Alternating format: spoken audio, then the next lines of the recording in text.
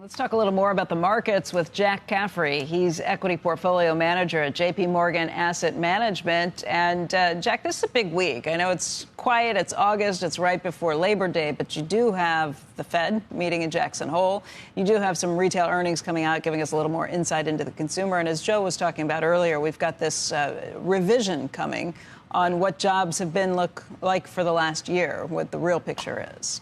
What are you kind of watching here? You know, I think this afternoon will be kind of an important tee-up to what we might hear over the next 2 days when we get the Fed's minutes in terms of their last meeting.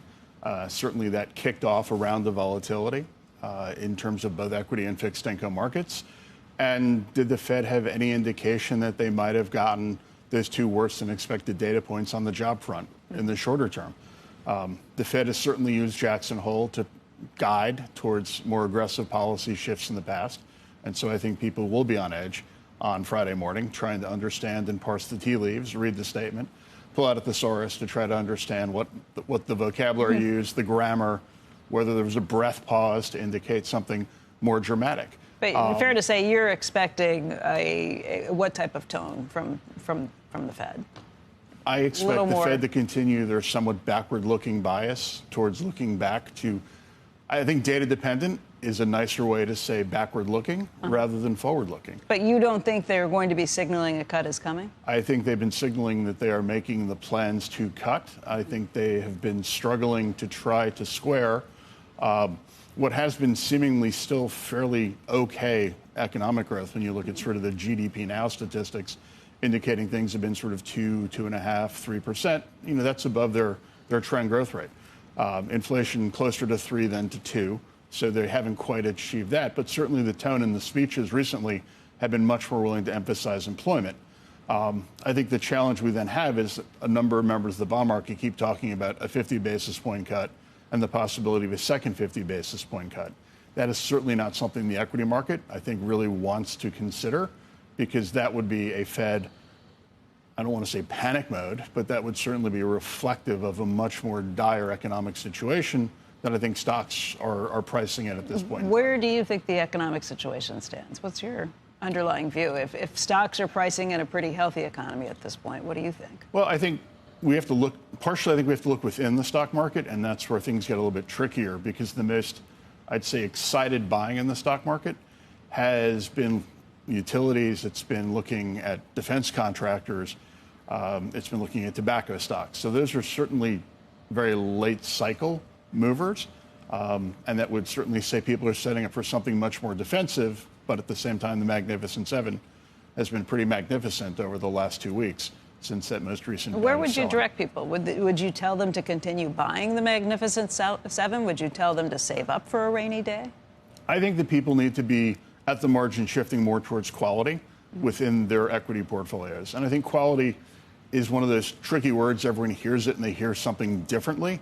But I will come back to, I think you want companies that have relatively lower debt, because ultimately, you know, that is going to be a cost that I think people will be paying at higher rates. For even if the Fed cuts rates? So do you think the Fed's cutting rates here or not? I think the Fed cuts rates. I do think that they're in an uncomfortable position of being forced to potentially be cutting right in front of an election, where the Fed generally would prefer to not be perceived as a political avenue, and where they will be savaged for taking some action that is either too aggressive or not aggressive enough, depending on which side of the spectrum and how you feel that helps your chances or not.